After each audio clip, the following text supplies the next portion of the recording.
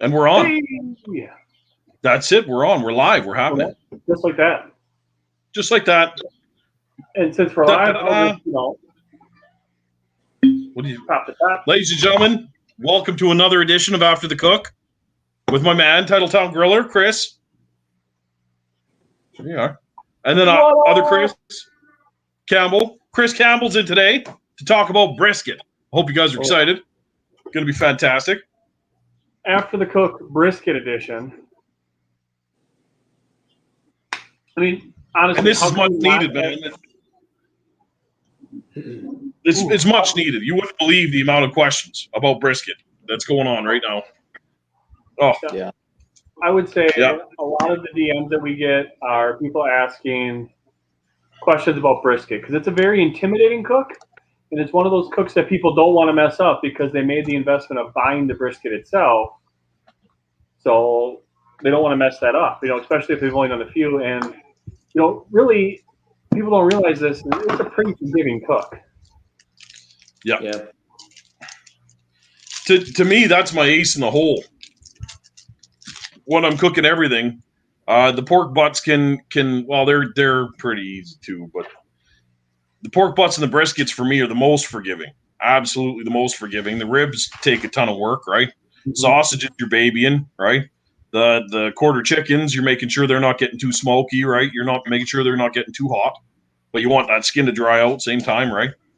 Right. Well, I don't know. I can't wait to dig in to Mr. Campbell's different techniques, right? And the big steel rig. I got all kinds of questions there. Oh yeah. And this is one thing I'll throw my hat in the ring right now and say, like, briskets on the Big Green Egg are some of the easiest briskets to cook ever. Like it just does its own thing. I don't know. That's my experience. No water pan needed, no nothing, right? You just tap two vents, come back 12 hours later or 6 hours later, wrap, come back, you're done. Yeah, we can end the show right there. Hey, all right, thanks. That's well, what do you figure? Hours wrap and go. Yeah, that's it. Don't give away too many secrets right away. For those of you that don't follow Chris here, give him a follow. It's at Campbell's Barbecue. He is a member of BG Team Green. So he's grilling on Big Green Eggs. He has a killer pizza oven. He's got the Art of Flame. He was featured on, I believe it's Travel Channel's Man Fire Food? Cooking Channel. Cooking Channel Man Fire Food. So, this guy's done it all. He does catering. So he's cooked, probably, I don't know, a few 100 to 300 briskets. Yeah. In his life. So he's the type of guy that can throw down some questions. So we're gonna kind of walk through brisket from beginning to end. If you guys have questions as we go up, throw them up in the chat, and we'll try to get to them. Yep. I'd bet more briskets than that. Hey, Campbell. Oh yeah. Yeah. Exactly. That's back pre-COVID, back when we were doing pop-up events, and I guess they're now starting to ease restrictions where we can do those again. But just one cook, I would be doing 25 briskets at a time, and you think one brisket, if you think one brisket's challenging, add 24 more to it and making sure that they're, all coming out perfect. It's a lot of work. And it's a lot of trimming for briskets. You don't want to see another one for a while, but yeah. I've definitely done my fair share, and I lived in Texas for a while, so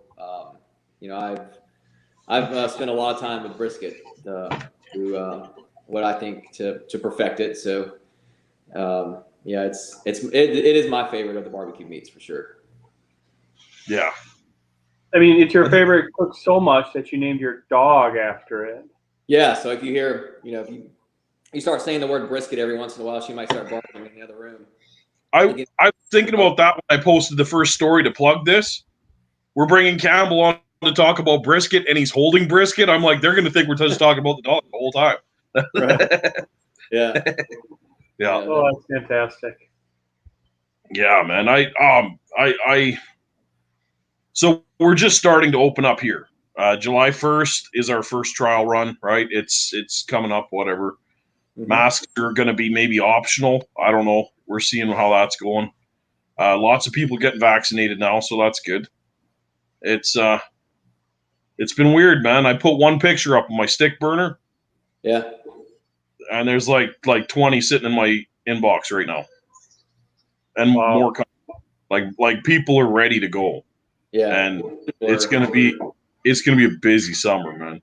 Yeah, well, the biggest problem down here, we were looking at doing I do these big monthly cooks, and we always sell out, load up the smoker, and we go to different neighborhoods and sell. We've been doing that throughout COVID, but the biggest problem right now is the prices of food. I mean, I'm paying for pork butts what I was paying for brisket at the beginning, even during COVID, but like pre-COVID, COVID, it's and it all comes down to when I talk to Cisco or US Foods, my food suppliers, and I say, what can we do? It's like I can't even. He said he can't even guarantee me getting me the meat right now. Yep. And if he can, then it's just super expensive, and they just don't have the people to process the proteins in the warehouses right now. And then so you have a limited supply and a bigger demand for barbecue season and all that, and then prices just shoot up. And if I was paying $2.50 a pound for a prime grade brisket, and then now those are upwards of $7 a pound here now. So to make it worth my while to make money, I would have to charge like $300 a brisket. So I'm just I'm like, well, I'm just gonna wait till the prices come back down, because it's a lot of work to invest in. How it is. It's straight. You're straight working 24 hours to doing these cooks. It's prepping, the cleanup, or the cook, and then the cleanup. So, until I can actually get, and feel like I'm not charging my customers like a crazy amount, I'm just going to kind of reel it in for a bit. May do one here or there for, my own consumption, but right now they're just too expensive. Everything's too expensive. The barbecue meat wise is crazy right now. What's going on? Did you see that brisket I posted in my stories? Yeah. $148 Canadian for like a 15-pound brisket. That's crazy. And that was a double A. Yeah. So that's not even your prime. That's one under prime. Yeah. Yeah. So it's crazy, and that's the thing. When people started cooking briskets, it was like the tough chest muscle, right, of the cow. Yeah. Like if you cooked it low and slow, you can break it down and make it super tender and tasty.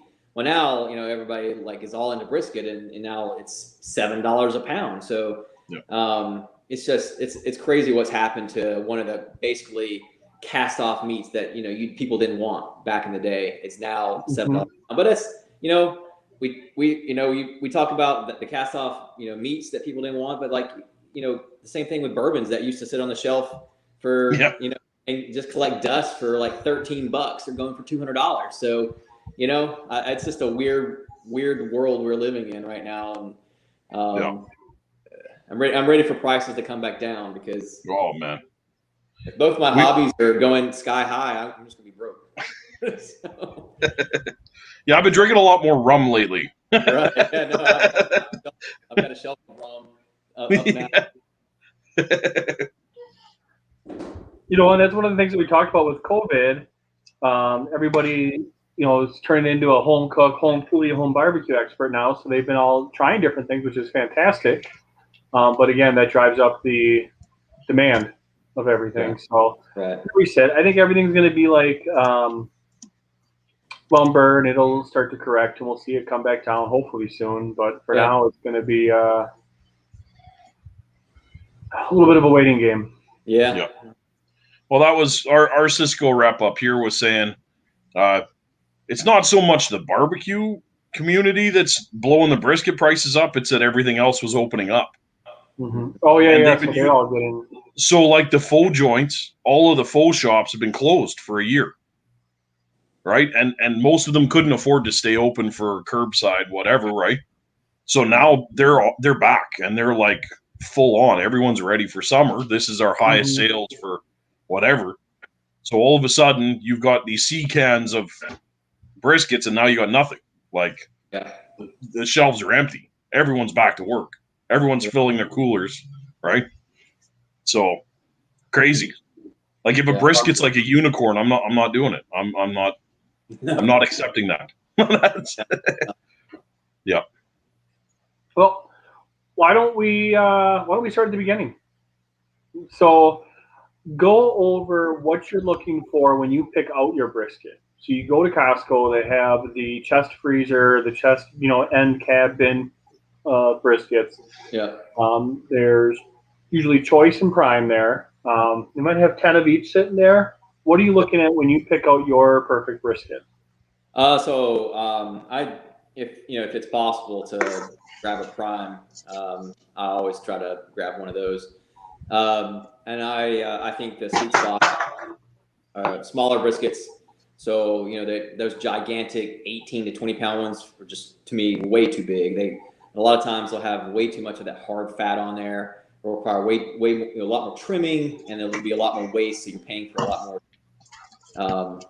extra fat that you're going to get rid of. And they require more work, a lot more time. So, again, when you're doing a ton of these things, you want to save as much time as possible. So I like the 12 pounders. I think the range that Cisco or US Foods gives me is like a 12 to 15 pound range. So there'll be something along the lines in there. And then, something with, just try to find one that, the briskets at Costco's and Sam's are hit and miss. Some of the stuff I get from food service suppliers, maybe a little bit better trimmed. But you want something that, it doesn't have a lot of that hard fat, because that stuff does not render out. So you're going to have to get rid of it. You're going to have several pounds of that there. So I try to find something that's a little better trimmed, and also nice, like thick flat if you can. You don't want it just you want that even, flat all the way across. So think about it. It's in your smoker. You're going to have to be judging it by basically the thickest part of your flat. To tell when it's done. So if you have like one area that's like super thin and it's not evened out, you get that part's going to get overcooked. Same if it's like really, really thick and it's going to be undercooked. So you just kind of want that even proportions on the flat, and then just kind of like it really just kind of like you can kind of get. It's hard to explain, but a good feel to it where it's not like super stiff. Basically you can pick it up and just kind of like shake it a little bit, and it'll just have some movement to it. And that's kind of my sweet spot. 12 to 15 pounds, nice, thick, even flat, and have a little bit of movement to it. Yeah, I would agree with you. I'm a 12 to 14 pound typically on the brisket. I like to find the fattest flat I can find, just like what you said, because I like to be able to get nice slices out of the flat if I can. Because the other thing is I don't pay as much attention to the marbling on the point, because the point is always going to be well marbled. I mean, you can get a choice, and if you cut it right, it's going to look beautifully marbled. It's just the way the point is. So I try to look for nice striations in the flat that might have some stripes of fat in there too. Yeah. Anything different that you do with that, Mel? So his base for how he's shopping for brisket, that's exactly right. It kind of neat story. So I went to Canadian Wholesale up here because I had an event this last weekend on the river, and I needed 6 briskets for that. Went to Canadian Wholesale, which is usually my first stop because this Cisco was not in a good place. So Canadian Wholesale, that's where I came across those crazy prices, and they were like solid. When I picked it up, there was no justifying buying it. They were like planks, and they weren't that cold either. So I was like, never mind. That big decal is like a 2x4 inside of this brisket, and I'm not dealing with that, right? So I last ditch effort went to Costco, and they only had 2, and they were ugly on the front. So I knocked on the meat counter guy's window. He opens it up, and then we start, bullshitting. And he's like, "Well, if you're willing to buy a couple, I'll sell you a case. I'll get the price down a couple bucks." Okay. Then he brought out 4 cases. He's like, "You guys like to play with it, so." And here we're passing them back and forth through the window. Everyone's staring at us. We're doing this for like 20 minutes. Now I got 6 in there for a case lot, or whatever, 8 in there for a case lot, and then it was awesome. And he he appreciated me paying that much attention just as much as I appreciated him giving me the opportunity. So I cherry picked out of 4 cases. That's great. Yeah. Wow. Because when you do get Cisco or US Foods or whatever, they're just dropping them off. So you're just hoping that they all are, relatively similar and good quality. The best is getting to cherry pick them. And, down here, I can't rely on like Sam's or Costco for events. Just they're just too inconsistent. They don't have enough. Some days you'll go in there, they'll just have flats. Some days they'll have massive monster packers, 18 20-pound range. So relying on I pretty much rely on Cisco US Foods to get the briskets for the catering business. I've seen only once a buddy of mine was doing a barbecue class, and 4 of his briskets that he ordered had huge gashes in them. And he was like someone's gonna get a phone call after this. We're gonna have to deal with it right now. But they had huge gashes in them too. Yeah. Like what do you do there, right? Yeah, from the packer. Yep. Yeah. It's so sometimes they can be like really well trimmed coming in, and then sometimes I don't like the new guy did it. The new guy trimmed them at the butcher trimmed them before he hit the distributor, and doing the events. Doing like you do, Mel, and or like teaching a class or whatever, the sense of like panic you can have, like trying to find the meat that you need, like you have orders or you have an event and you can't find it. That's like that feeling, like that's not a feeling that I miss at all. But like if you're in the industry, you've had that experience. Like, oh man, I can't find these briskets, or I went to the Canadian wholesale and they only have these, and I still got to find some. It's like let me just jump in right there. This event I have this weekend is for between 120 and 140 people. Mm-hmm. It's out on a farm. I've never been there before. It's like an hour and a half drive out of town, whatever. There's all kinds of shenanigans here. The meat is not in my hands. Yeah. He's supplying the meat because he has his own distributor. Mm-hmm. And he's not a barbecue guy. He does a different style of cooking altogether. All right. So I actually had to call his Cisco rep and be like, this is exactly what I need. Yeah. And this is kind of going through him. I still don't have it in my hands. And it's like this weekend. Yeah, no, I can't tell you the feeling in my gut. Like sucks big time, man. You don't. Yeah. There was one time that I had a massive event down at the brewery pop up, and I had all my food ordered, and the US Foods showed up and they dropped off everything but the briskets. I'm like, oh yeah, we were just out of those. I was like, you didn't think to tell me that you were out of briskets, or like ask about ordering another SKU or whatever. Like, just didn't bring them. And the sense of panic, like luckily I had some really good reps. Like, and it wasn't my rep's fault, it was the warehouse just didn't send it on the truck.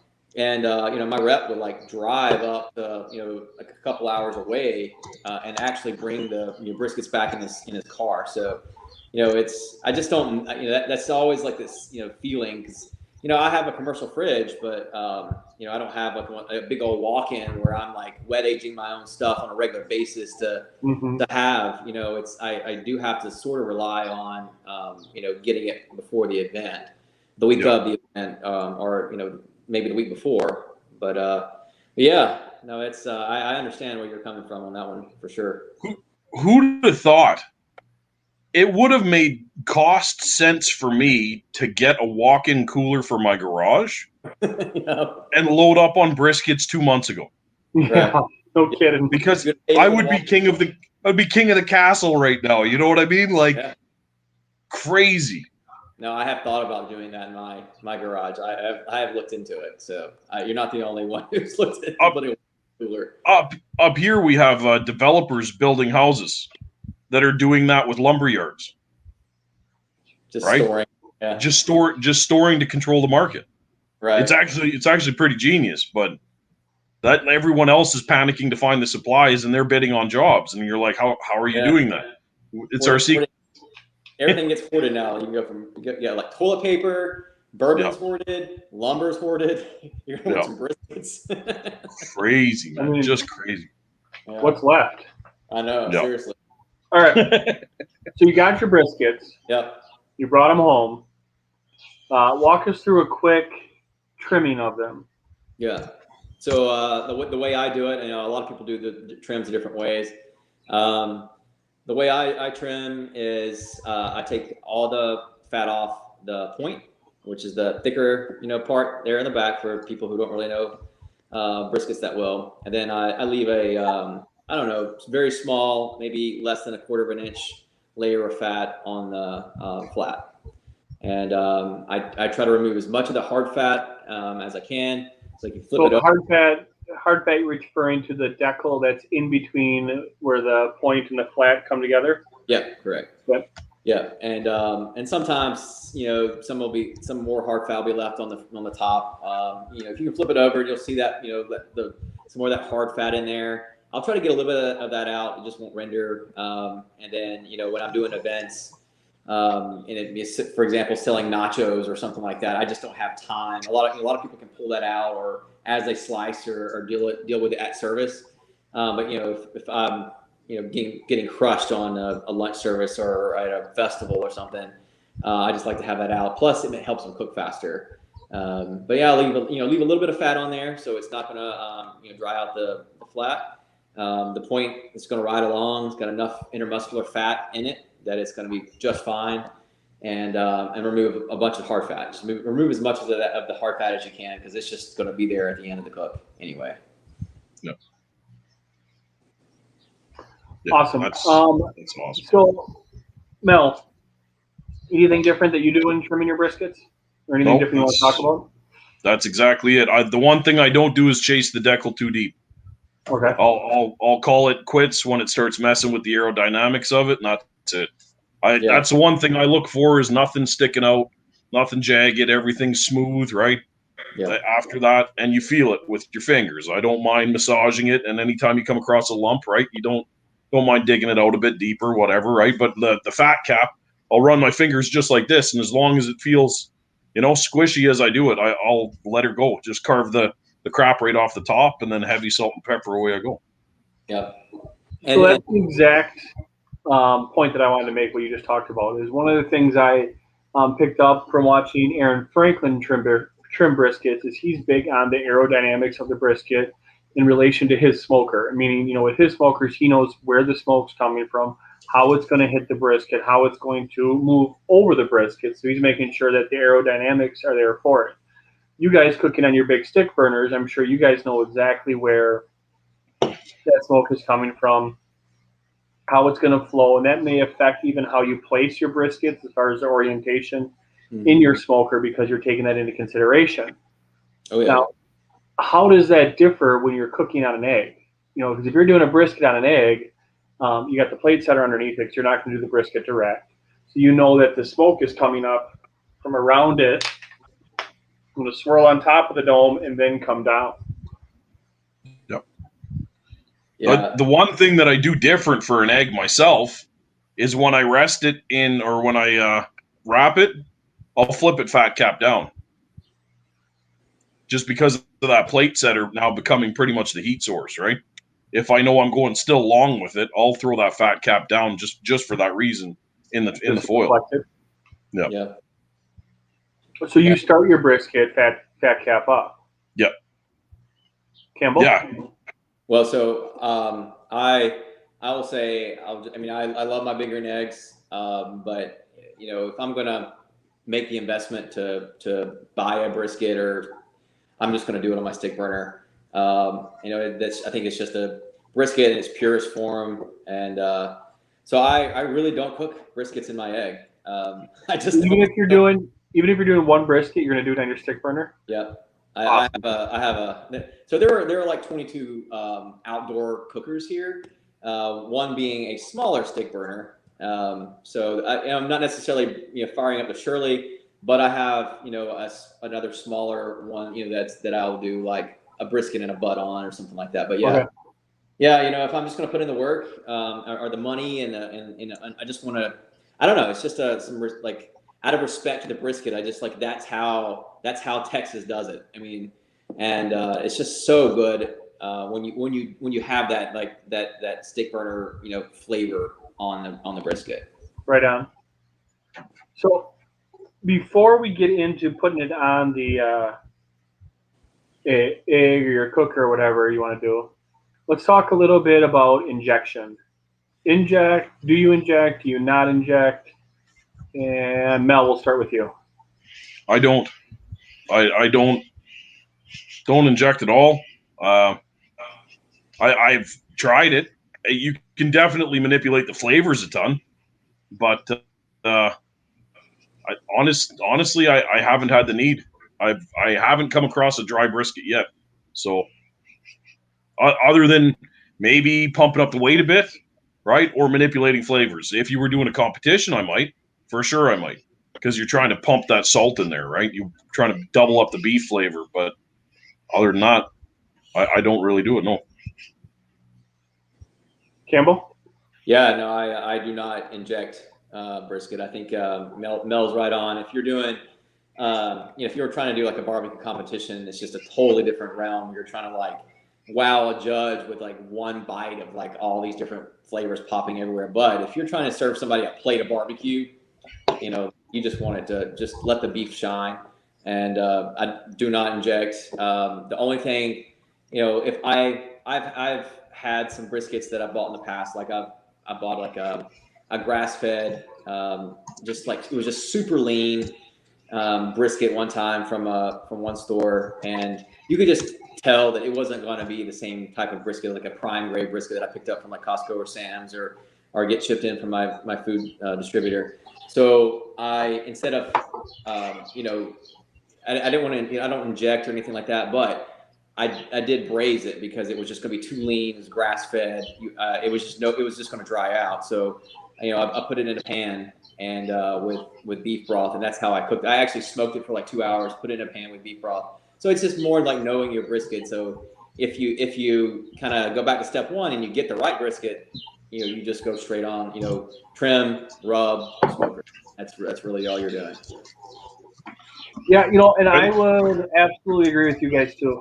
Well, something one of us would inject, so we could have a little bit of a discussion. But I'm the same way. I want my brisket to taste like the beef. When I've hung out with the people on the barbecue circuit, stuff like that, I've seen them. They'll all inject because again, you're getting one bite out, so they want to make sure that they stuff as much flavor into that one bite as possible. There's even early on, if you did some reading, there's people on the KCBS circuit that'll inject with, now I actually haven't seen this done, but they'll inject with, I think there was actually a company that made a brisket injection that had phosphates in it or phosphorus or something like that because it's supposed to retain more juice that way. Yeah. Yeah, there's a powder like that as well. I was trying to think of what it's called. Yeah, and that's what it was. It was like the powder, and then it would inject, mix that with beef broth and inject that. But yeah, I'm more of the purist. Leave it as is. Let it taste beefy. If you're using a high quality brisket, you don't need that extra flavor that way. Where I think I talked about this last week or the week before. I'm pretty quiet with discussions at work when people talk about this, but I had one guy who was very adamant that I inject my next brisket with apple juice. And I'm like, no. It was, no, seriously. Next one you do it, inject it with apple juice, mixture of your rub, apple juice, and butter, and inject it into a brisket. And I'm like, pork butt, absolutely. I've done that multiple times with pork butts. It's fantastic. But I'm like, I have no reason to pickle a brisket by injecting it with apple juice. See, I'm with Campbell on this one. Then you're not cooking a brisket. You're doing something else. You're doing like a roast at that point. You're doing something different. You're not going to get a brisket after that. You're going to get something that's not a brisket, right? Yeah. You're going to go with a garlic and herb brisket. Like it's not going to fly. And I do understand what you're saying about wanting to cook it on a stick burner. I have a 100-gallon stick burner on the deck as well, right in between. But for our people that do smoke only on an egg, don't have a stick burner, I do smoke briskets on my green eggs all the time. The big thing for this is you're not using wood chips. You're using wood chunks. 100% you're using wood chunks, and you want to get that white smoke out of there, right? You can still get a nice blue haze on a big green egg as well, and using real wood. That's something I have to just pump in there. You can nail a very nice brisket on a big green egg with real wood, treating it much like a stick burner, right? And you don't need a water pan in the big green egg. That's the neat thing. The moisture retention in there is crazy. Yeah. So there is that. But yeah. Perfect. Yeah. So you got your brisket. It's trimmed. We're not injecting. Seasoning. Mel? Salt, pepper, and garlic. That's it. That's it for me. That's all. It's a simple ratio. It's the same every time. Yeah. Mine is not. I think you go back to probably one of the best brisket tutorials there is on the internet is the Aaron Franklin series. He is all like about salt, pepper, and salt and pepper only. I'm living in Texas and traveling around and talking to a lot of different people who actually cook briskets for a living. There are very few of them out there who are just using salt and pepper. So I'm with Mel. Mine is salt, pepper, and some other spices. It's a blend that I like to use it. I always use it, but it is it's got a few other things in it as well. So it's got salt, pepper, garlic. It's got a little bit of paprika in there, things like that. But it's you can get a good brisket out of just salt and pepper, but I think you'll find there's a lot of other people using more than just salt and pepper. Now there are a lot of good, if you're not going to take the time to come up with your own blend or test it out, and you're afraid you might have it too salty or too much pepper or whatever, there are some good off the shelf rubs that are great for brisket. Just grab one of those. If you want to shoot me a DM, I'll be glad to share my experience with you on which ones are good and which ones are not maybe stay away from. So, but yeah, there's plenty of ways to do that. But yeah, it's more important just to kind of have a rub that's in proportion to the ingredients are in proportion to one another, that you're not going to be overly salty or overly hot with pepper, like a chili pepper or something like that. So just be aware of that when you're selecting the rub. Yeah, I hear both you guys on that. I've done salt, pepper, garlic, just like Mel said. I like to grab.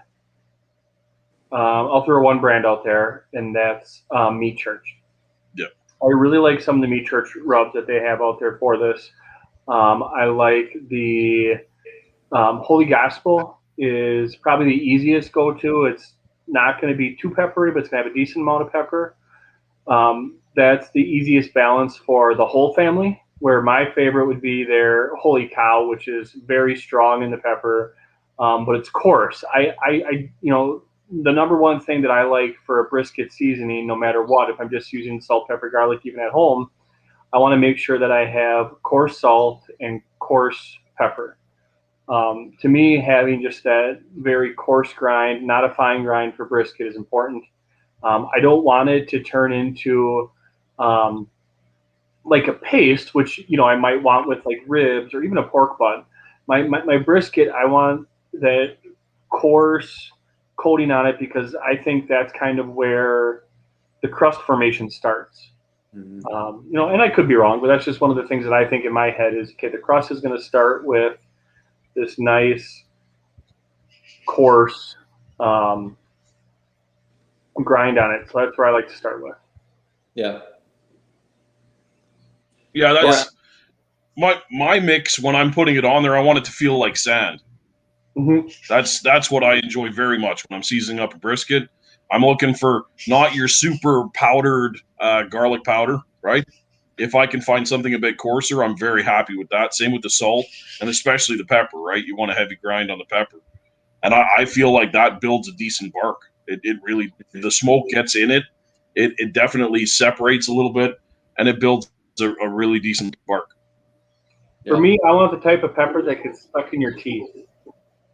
Yep. You know, Yeah. the salt is going to melt as you cook it, but I want the pepper that when you eat it, it just gets stuck right there in your teeth. Yeah. So that's where I'm at.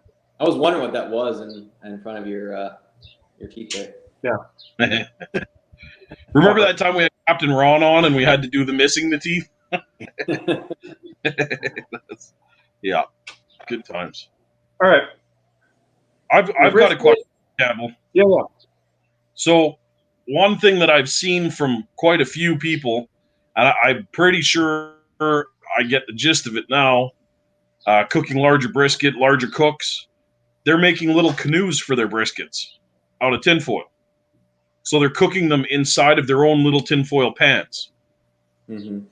I think this is to save cleanup.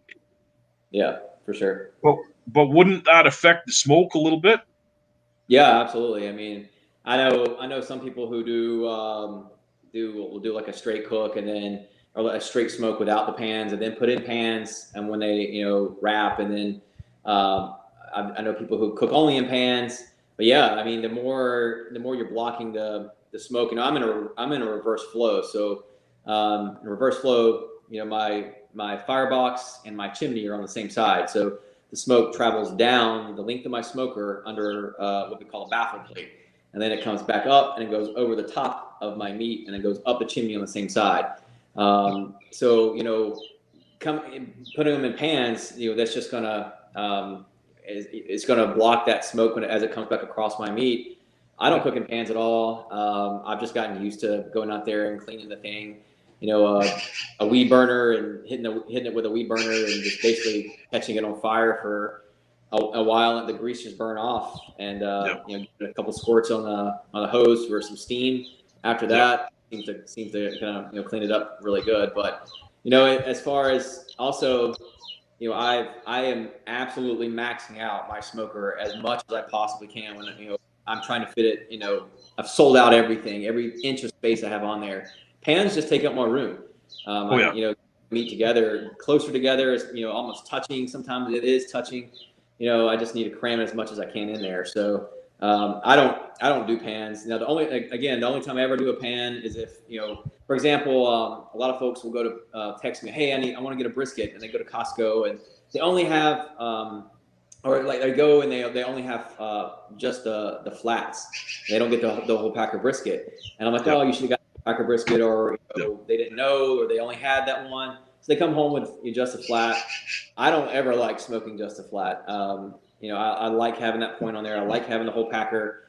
And if I'm personally going to smoke just the flat, I'm going to do a couple hours on the smoke, and then I'm going to braise it to the end so it doesn't dry out. It's not going to have that point to kind of keep it, keep the moisture in there. So that's just personally what I do, but I will do that in a pan. But then again, I'm not going to buy just a flat unless I have to for some reason. Yep.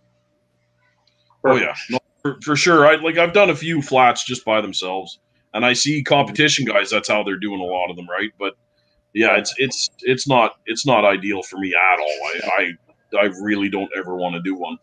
Right. Well, they're also charging like $4 extra a pound for just the flat, right? So you're buying like a piece of meat that's not going to cook as well as your whole packer, and you're paying $4 a pound more for it. Just might as well get the whole packer. Have both sitting there. Always buy the whole packer. Always. Yeah. It's just, yeah. So one thing I noticed, I geeked out pretty hard after I built Elvira. Before I did my first big event, I cooked chicken on that thing every day for like 2 weeks straight. And I hid those chicken pieces in every corner. I wanted to know how the smoke was traveling, where the heat was going. And the one thing I learned, especially with pork butts and chickens, the way the smoke travels, if you picture the grate level, the way I have the firebox situated to the stack, the smoke pretty much weaves up and down the meat all the way down the pit. And they crust up evenly all the way through, all the way around, right? So a pan would essentially lose half of what I'm doing. Oh yeah, for sure. I won't even bother with it just because of that. When I flip a quarter chicken, and there was no reason to flip it because it was just perfect on both sides. Yeah. In every corner, right? So temperature differences, sure, but for the most part, there's no real hot spots except for right in front of the firebox, and I got some tricks for that, right? So, yeah, I love that. Yeah, and that's where it's different, right? With like a Traeger, right? Rolling around the big green egg, the heat source coming from the bottom, even with the plate setter, that plate setter heats right up. There's different variables, right, to how you're going to be cooking these things and what you're going to be cooking them with, for sure. Yeah, right. I always did think, though, with the stick burner, especially this last event, I gummed her up something fierce.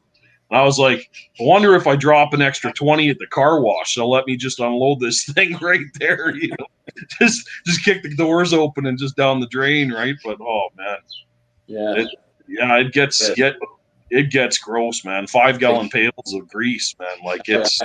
I have what I use is like I have a pool in the backyard, and you get these massive, like really heavy duty plastic buckets that the pool chemicals come in. So when those empty, that's what I use, because it's just they're sturdy enough to hold that much grease, and you get a ton of grease. Dealing with the grease is always the worst part of it. It's disgusting, especially after it sits for a while. It's just it's nasty. Your hands are disgusting. But that was with the tanks I had. Each of them had a bottom drain, like they have to legally, right? But the drain was a 1 1/4 inch. And I'm looking at it and I'm thinking, for ease of cleanup, I should probably cut that out and put at least a 2 1/2 inch in there. Yeah. And then as soon as I saw the grease pouring out the first gig, I was like, man, am I glad I did that? Like, that's crazy. Just like a garden hose for a while, right? You're like, holy cow, that's a lot of grease. Right. So, and then what you're gonna, have the fun with is, up there in the Canadian winters, when you start, cooking, and then it starts like freezing in your drain, and then you're out there with like a blowtorch trying to warm that up so you can get it unclogged to get the rest of the grease. I think he has a few torches around. He does. Yeah, that's true. Yeah, man, I'm already trying to come up with a better idea for like a hoarding. I might actually have like a custom hunter's tent built for her, just for stuff like that, right? So she'll heat the tent up, and then you're good to go. Yeah, you'll be in there, and you'll have your little kiddie pool out inside that. Yeah, tent. That's it. That's exactly it, man. That's hilarious. Oh, right. Yeah. The brisket seasoned, it's trimmed, it's ready to go. You're getting ready to put it on your smoker now. You guys have different style stick burners. Campbell, you have the reverse flow. Mel, yours is not reverse flow. Your offset smoker, correct? No, mine's traditional. Correct. So how are you placing your brisket inside of your smoker? What orientation is the brisket? Well, for me, I put the point toward the back of my smoker, where I'll have more heat coming through the thicker part of the brisket. That's where I'm having my hotter areas, where my draft is. Really, that's just going to depend on your smoker and where you're, how the air's flowing and where your hotter spots are. That's just how mine is, and I've always have done it that way. No. Yeah, that's essentially the same. All my points face the firebox, and then the flats run out, right? And that's how I do it. And then I've had no problems. I have a reverse flow. The one on the deck, Darth Angus, right? She's a reverse flow. So she's the exact opposite. They're all facing the opposite way of the firebox because the heat rolls up the baffle. And as soon as it gets around the baffle, it's pummeling it. So Campbell, you face yours front to back? I do, yeah. The point back here. Mel, yours are sideways with the point towards the firebox. Yeah. Perfect. Yeah. It was the big green egg, since you're going to come from underneath it. Really, the only thing that I make sure is that I don't have the flat hanging over the edge of my plate setter. Like, I don't want part of the flat hanging out, because that's going to dry out the quickest. Ideally, you'd have the whole thing inside of the plate setter. If one part has to hang out, it's going to be towards the point instead of the flat. Otherwise, you're going to lose a quarter or a fifth or whatever of your flat if it gets too done up front. Yeah. Yep. Darren had brought up a good question about this. When you're running the egg for a brisket cook, would you put a water pan in there to stop the gross smoke coming off of your plate setter? I have a special trick for this. Every time I do a cook, I flip my plate setters when I light it up. Right. And the hope of that is that it burns the garbage off of those plate setters before I throw my food in there. I don't do it every time I cook, but I'll switch it up. I actually stopped using my actual plate setter, so I use now more of the half moons.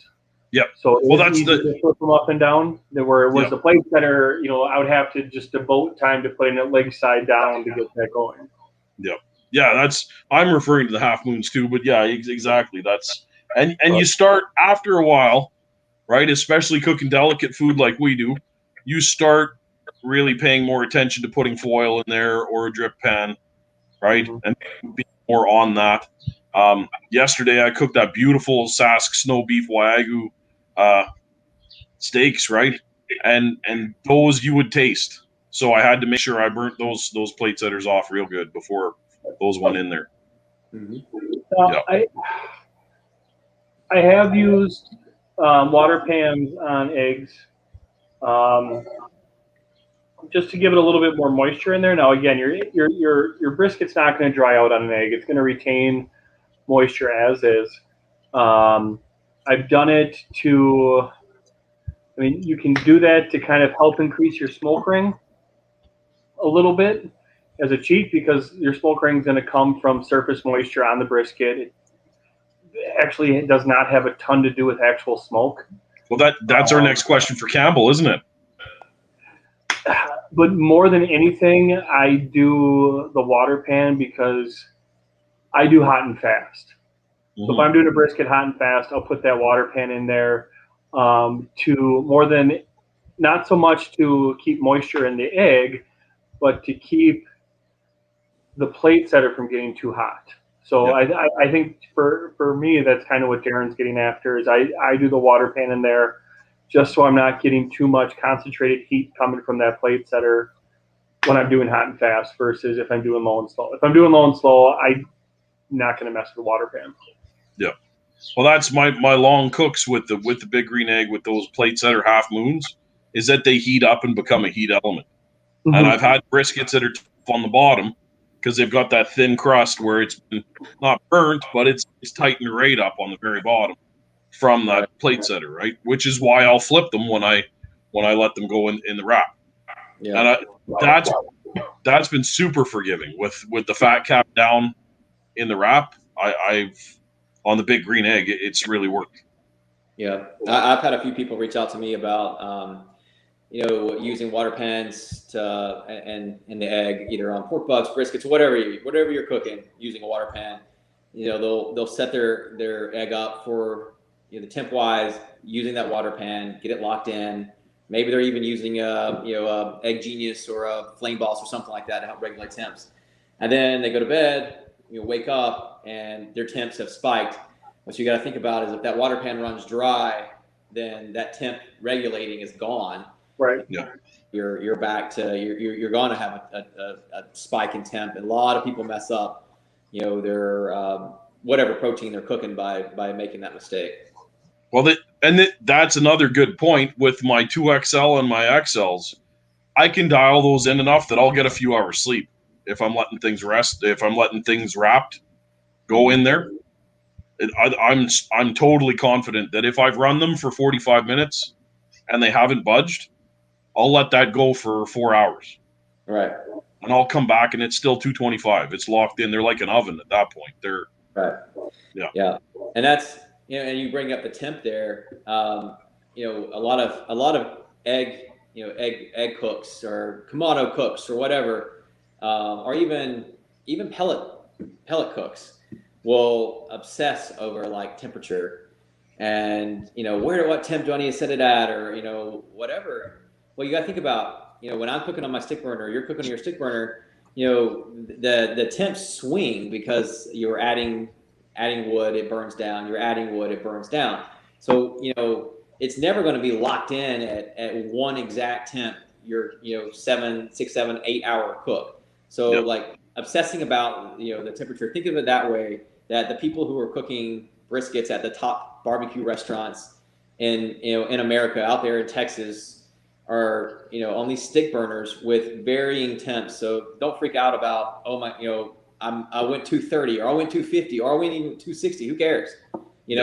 Cook it until it's done. Like cook it until it reaches the right point, and then take it off. And don't freak out about it.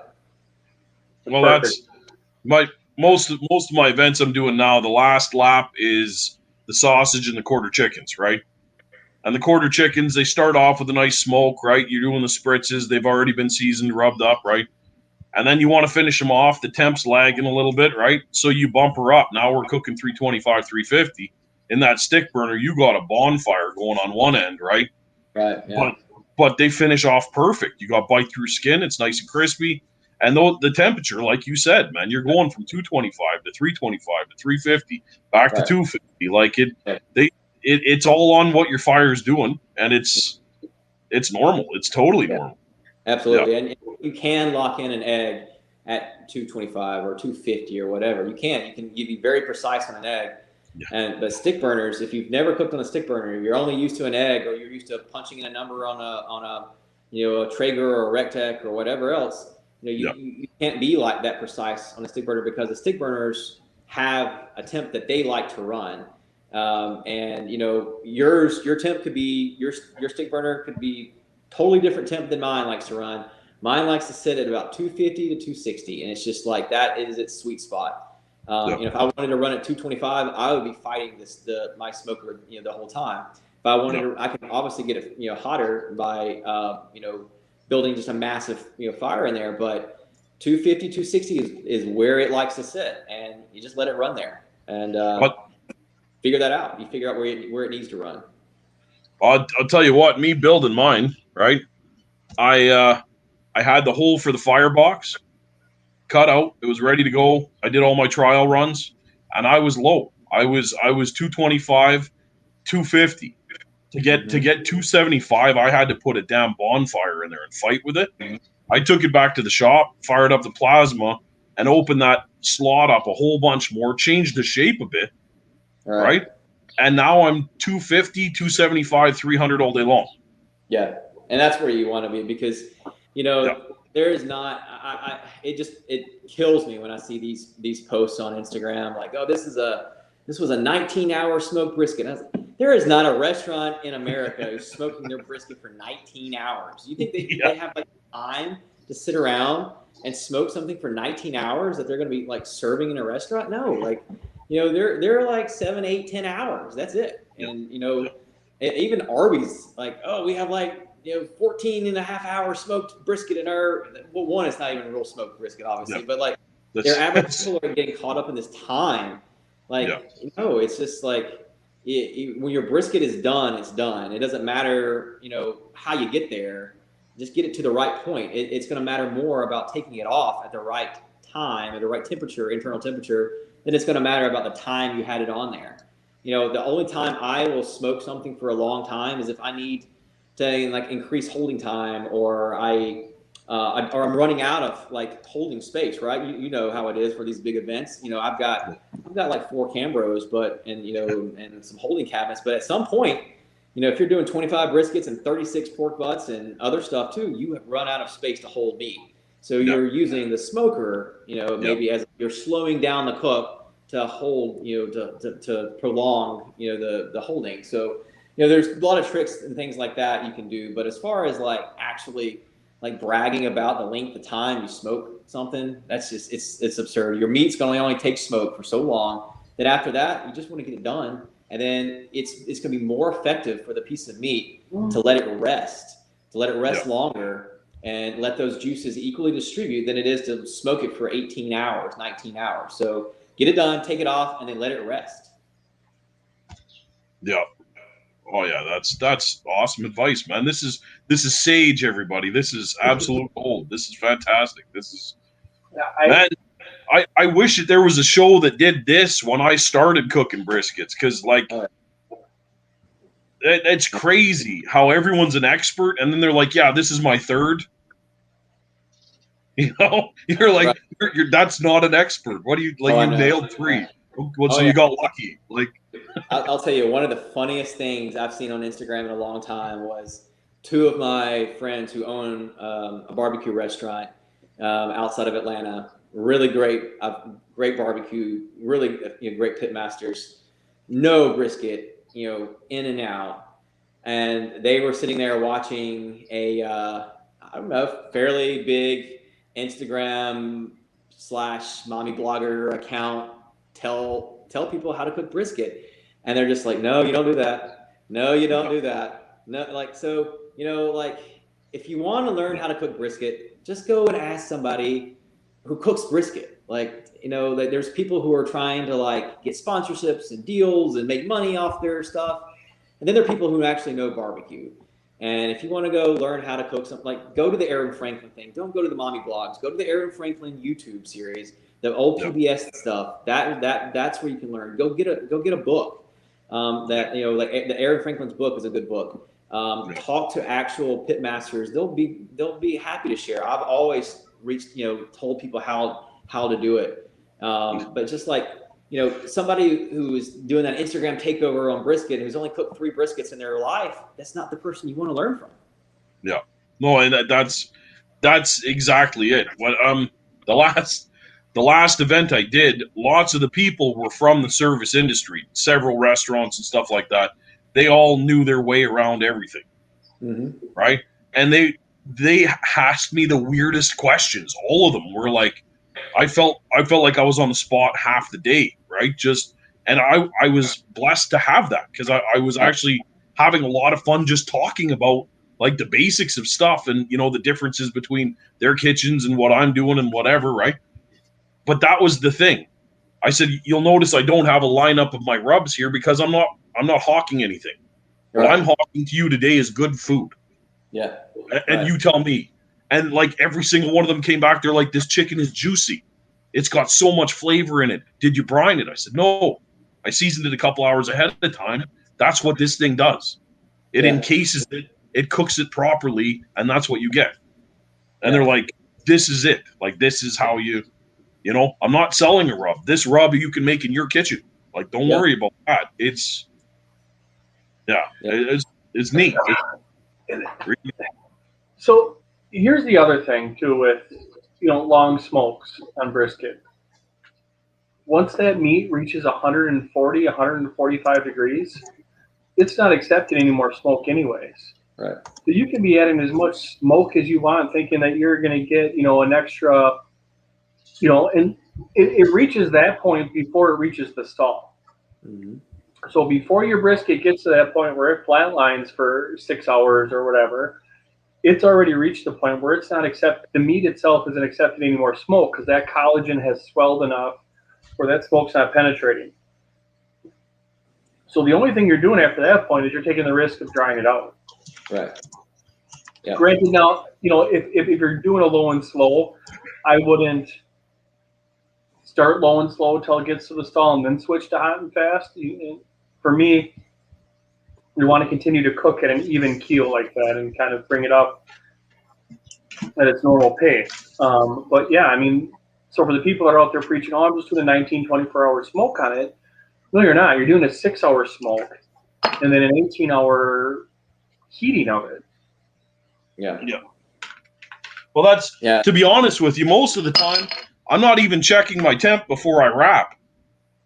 I'm looking at what the bark looks like. And when I'm happy with what the bark looks like, great. That part's done. Wrap, and now I'm sitting easy. It's easy street after that.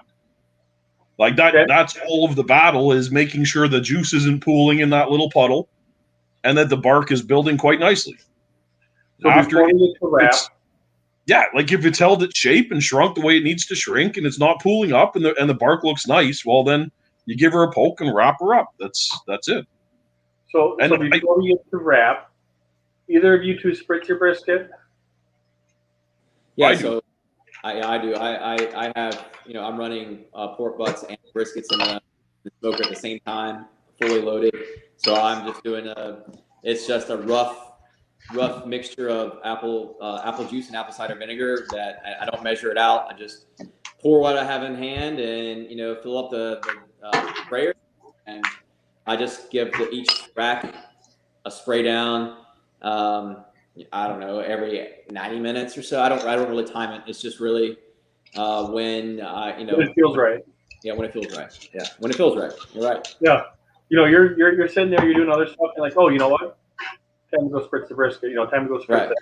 Yeah, that's fine. And again, I think when you're spritzing something, it's not penetrating the meat. You're keeping the top layer moist, and again, that's going to help develop some of your smoke ring, which doesn't really do anything for flavor, and it's not actual smoke that makes the smoke ring. It's the reaction of the smoke and then nitrogen and nitric acid and doing everything else with the actual myoglobin of the meat. Yeah, I did see that. We'll get to that. But you're preventing it from drying out by spritzing it, and it's fantastic. Yeah. So that brings us to wrapping. What do you wrap with? Well, you want me to answer this question first, or you want me to that somebody just popped up there? Go with the wrapping first. Okay. So for wrapping, I wrap in butcher paper. Again, like Mel's right on. There's no like hard and fast rule of like, if you don't wrap by this certain point of time, you're going to screw up your brisket. Like, I think don't get wrapped up, in that whole scenario either. I wrap anywhere between 160 to 170. Sometimes it might be 173. It's when the bark formation's right. Like mine is I have a reverse flow smoker. It's a cabinet model, so it sits up high. I have 3 racks in it, and so my hotter temps are going to be on the top. So the bark formation is going to be better on the top. I'm manually rotating my briskets, so I'm doing all that stuff, and it's basically when it looks right, it feels right, and you can just tell. I don't run temp probes. I don't do any of that stuff anymore. I've been doing so many for so long that I just know, when it needs to be done based off of like having done these cooks for, several hundred briskets before. So yeah, butcher paper. I don't get caught up in the different types of butcher paper. Just make sure it's not like waxed on the bottom. I have brown. I find that brown usually is a little bit stronger, but if you have the white one, go with that too. If you don't have any butcher paper, you go to your supermarket and just like ask if they can. If you're cooking one brisket, you don't have to go out and buy a whole roll. But go to your supermarket and just ask them to pull you a big sheet off of it and just make sure it's not waxed and just use that.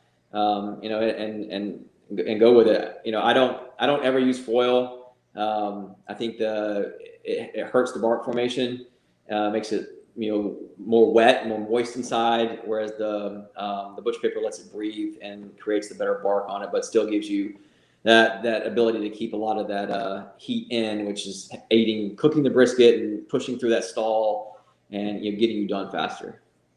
And not just that, I think wrapping it helps it cook evenly too. Right. Because you're going to have it all in there and it's going to cook more evenly and get all done at the same time. Yeah. When you wrap, are you adding anything in with your wrap? No. Any type of liquid or anything? You're just wrapping? No, just wrapping. I mean, if it strikes me, I might spray down everything before I wrap, so it might have a little bit more, juice on it. But it may not be like that every time. But no, nothing. I'm not pouring anything in there. It's just, it's going to be very, you wrap it.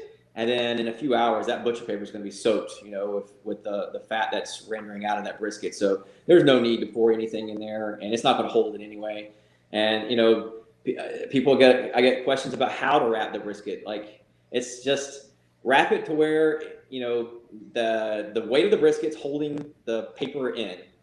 It's just like you would rough wrap a Christmas present or something like that, but you're not taping it. Just put the people ask, what kind of tape do you use? I don't use tape. Just let the weight of the brisket hold the paper down.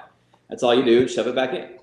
So a lot of it's just, don't overthink it. Just, kind of just go with it. Yeah. 100%. I'm a foil guy myself. I like the Texas crutch, but it's the same, right?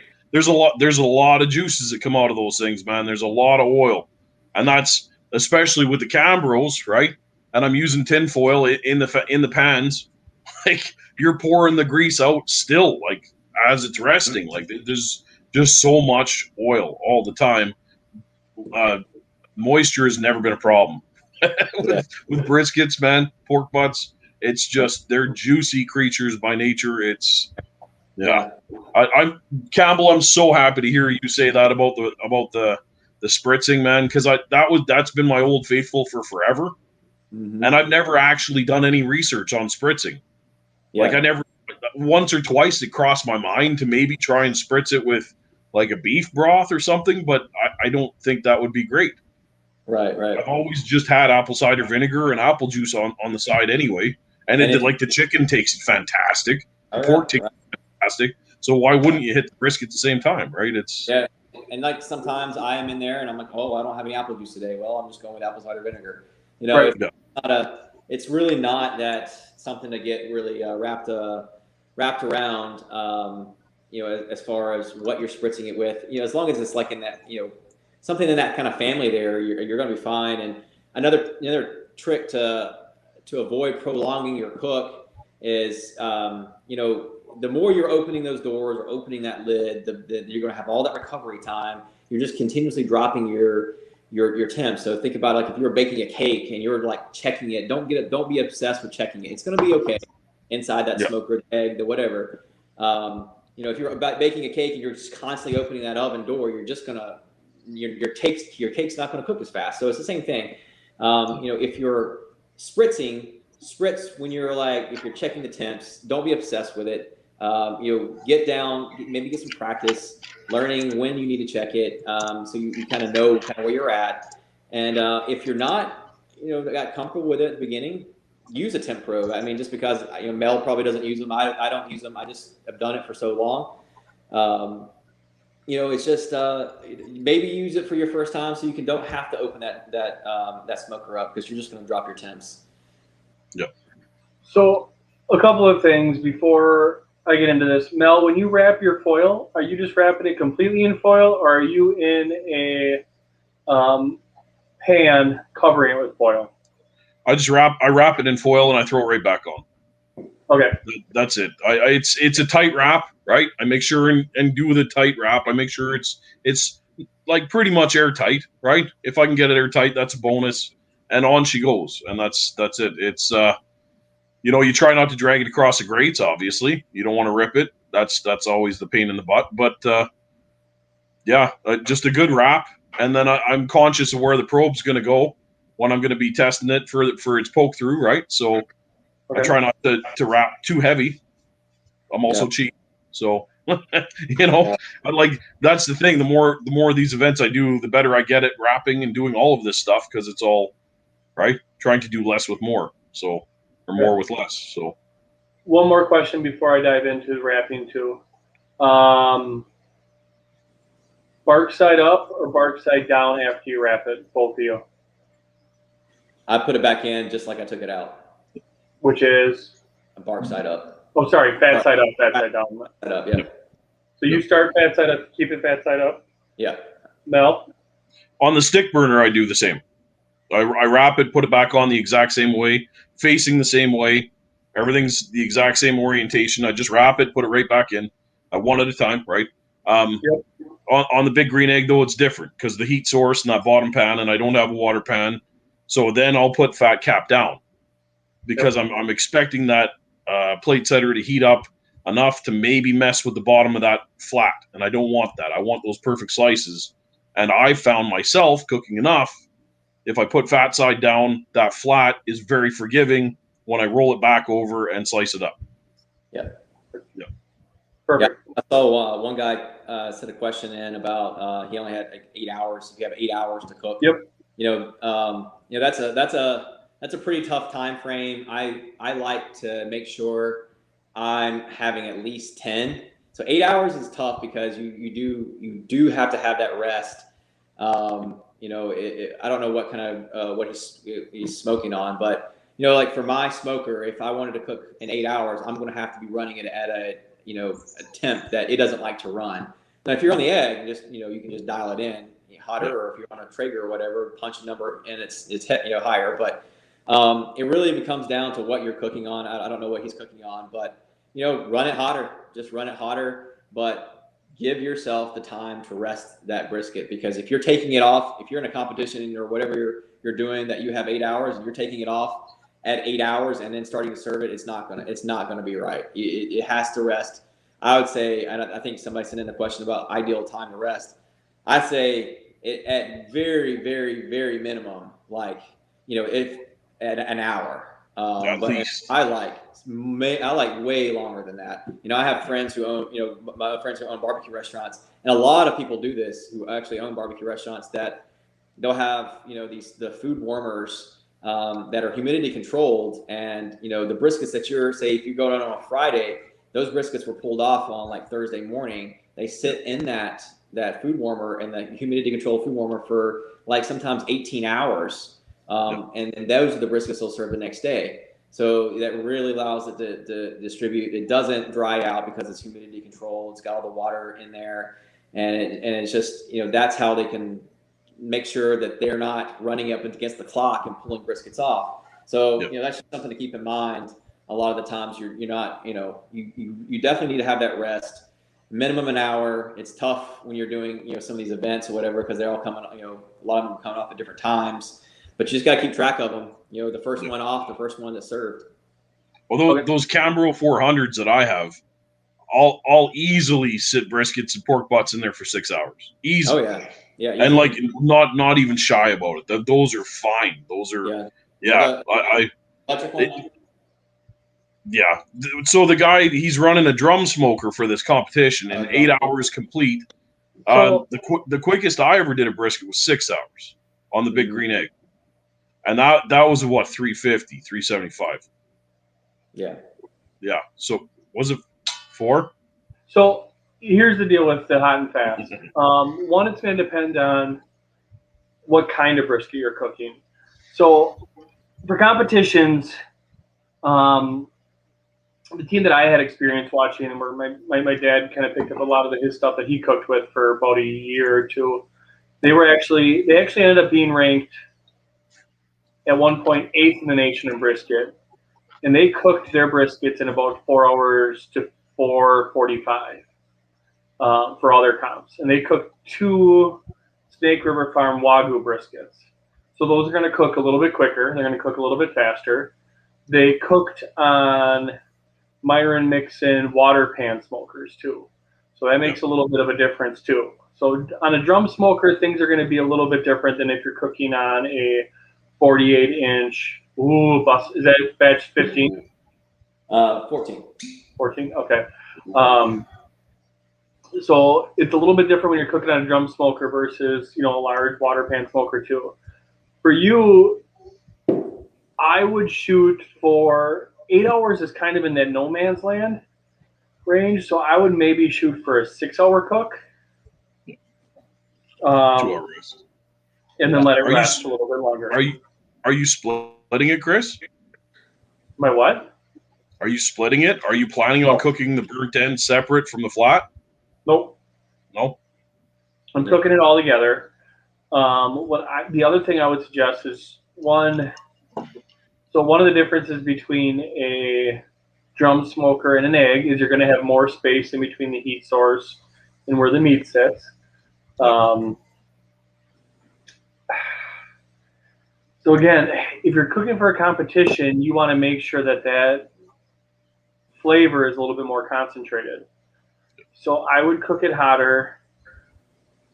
When I wrapped it, and again, this is just kind of going off their experience for what they did for their comps, they would wrap it in tin foil pans with beef au jus in the bottom of it, and then tin foil over the top of it. Again, if I'm cooking it for my family, that's not necessarily how I'm cooking it. But KCBS cooking or barbecue competitions, you're not necessarily cooking brisket the way that you're going to want to eat it normally. It's going to be over seasoned. It's going to be over salted because you know that judge is just taking one bite of it and you want to slap them with flavor. Yeah. So I'm probably wrapping it with some au jus or beef consomme in the bottom. Again, to just give that a little bit more of that flavor. It's going to help it cook a little bit quicker and a little bit more evenly when you're going fast too. So that's one thing to help you that you're going to get there to that point. Yep. The other thing is, if you haven't been cooking hot and fast, so you don't have it down, definitely use a temperature probe then, because you'll end up with chopped brisket in a hurry if you overcook it. Yeah. So that's the other big thing. If you haven't done a lot of them this way, temperature probe it. It'll still taste good as chopped brisket, but if you're doing the competition, they're not going to want to see chopped. They're going to want to see those evenly cut flats going that way. Right. Yeah. I mean, I would add, if you're going to be doing it, you have to do it in 8 hours. You do not buy one of a massive brisket. You gotta find a smaller one. For sure. You're looking 10 to 12 range, and get it cooked and let it rest. But the rest time is almost as important as the smoke time. It is. It's I wouldn't be shy to throw a water pan in there either in a drum. I don't know. Yeah, I don't know. I've never really had. I mean, I used to have a pit barrel, but I think I cooked on it once. Yeah. I would probably use a water pan. Yeah. Again, it depends on how fast you're going to go and how hot. Again, I would lean towards wanting it to be in that 5.5, 6 hour range instead of an 8 hour range. Give yourself some time for it to rest after that, and you'll be fine. Yeah. What if y'all have like a pet bird in the background? Who is that? Is that Mel? Oh no. That is a pet. Yeah. Yeah. There's a lot of birds here.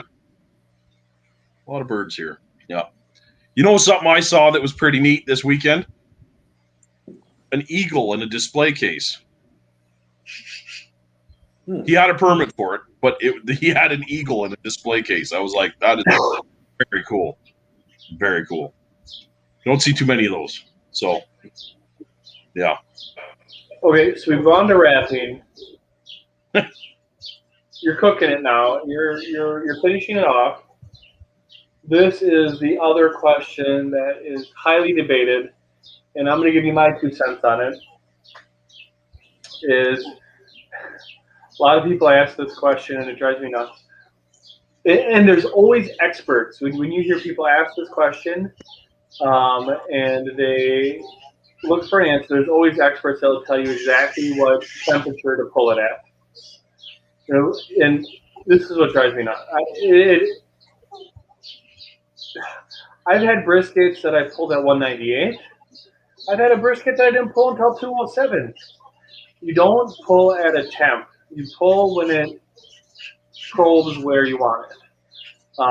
Again, that's me cooking one brisket. I pull when most of it probes where I want it. I realize that I might poke the point and it probes nice and tender. I probe one point in the flat, it probes tender. Another point in the flat where it's like, it's a little bit tighter. But another part of the flat probes tender. I realize that if I let that rest for 2 or 3 hours, that the rest of that's going to be tender by that point. I don't pull at a certain temp. Now, I don't know what you guys do on that philosophy. I've seen some people that say, every time 205. Aaron Franklin, I think, probes to temp, but he said what he usually sees most of the time, or probes to tenderness, what he sees most of the time is it's probably 203, 202 most of the time when he pulls it. Yeah. What's your guys' theory on this? I stopped checking temp when I hit 195. Temp becomes irrelevant at that point. What I'm looking for is feel. I don't check anything but the thickest part of the flat. So when you travel up the thinner section of that flat, right before you hit that point, that area right in there, that's where I probe. When that feels right to me, when it probes tender, you can say when it feels like you're sticking that probe into like a stick of butter that's been sitting out for like an hour. That's the feel I'm looking for. Unless you've cooked and felt that before, it's hard to explain, without you actually feeling it. If you're at my house and I'm like, okay, this one's ready, here, feel that, I can show somebody, but I don't I don't care what temp is at that point. I may not even be using, a thermopin at that point to probe it. I'm looking for feel. And, that could be 195, it could be 196, it could be 203, 205. I think a lot of it depends on the briskets that you're using. I think that prime grade and like higher will finish like earlier. So you might finish at like 198, for example, if you're cooking a Wagyu brisket, but if you're cooking like a choice, it might go to 202. There really is not a number. You're right. That's people obsess over what temperature to pull off meat. I can tell you on a pork butt, right? I can give you a range. Pull it off anywhere between 195 and 205, and you're good. On brisket, you got a smaller landing zone, and it's really based on that feel. If you pull it too early, it's going to be tough. If you pull it too late, it's going to be you're going to end up with chopped brisket on some nachos. So you pull it at the right point, then you let it rest properly, and then it's going to slice to how you want it and how you see it served in barbecue restaurants. Yep, that's pretty much bang on for me too, man. What I'm looking for with that, and like you said, I come down the point, right? And when I start dipping into the flat, in you go, right? For me, when it breaks through the foil, it feels like there's nothing in there. Mm-hmm. Right. And when it pops through the foil and then it just slides through like there's air, she's done. Exactly. She's ready to go. And that's a good point too, because you have foil, I have butcher paper. We're both wrapped right at the end. Don't confuse the outer foil or butcher paper as the brisket, right? Like you have to poke through that and know that the meat's underneath. So a lot of people make that mistake, like, oh, it's still tough, but you're feeling the resistance of the butcher paper, like the folds in the butcher paper or the folds in the foil, not the actual meat. So you gotta have experience doing it before you kind of get that. That's the hardest part about the briskets, is knowing when to pull it off.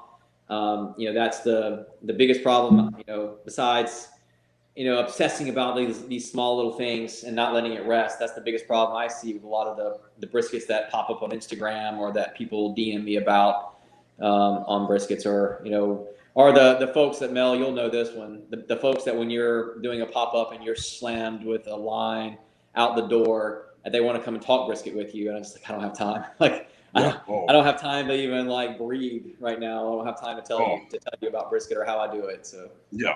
Oh man, I wish that I could have someone record me in the middle of that. Yeah. This event that I did, I've got like no pictures of food. None, I've got no time. Like I am grinding straight through, and even me, like I like to be there for everybody. So you got people coming up for seconds and thirds, right? You got people that are showing up late. I still want to be there and meet them, right? Right. They're walking right up to the pit. They're ready for food. I want to be there like I'm just serving again, right? So it's just a constant grind. But it is. You brought up a really neat point that I think a lot of us are overlooking right now, and there's probably a few people listening or will be listening that need to hear this. I cooked a couple of Snake River Farms briskets, and these were back a year. My first one was a couple years ago, and I cooked it on Darth Angus. I had the temp probes in there. I had the 4-channel temp probes. I was probing everything. I was testing everything. I was spritzing. I was watching every single step of every.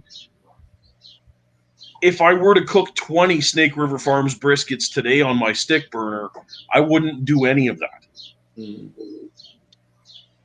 All of the information that I soaked in before my first like $220 brisket, I scared myself so bad, and I overcomplicated my cooks so bad that it half wasn't enjoyable. Yeah.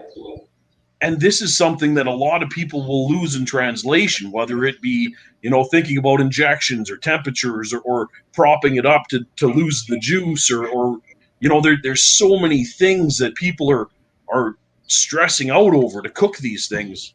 They're not realizing that they literally cook themselves. Right. Yeah.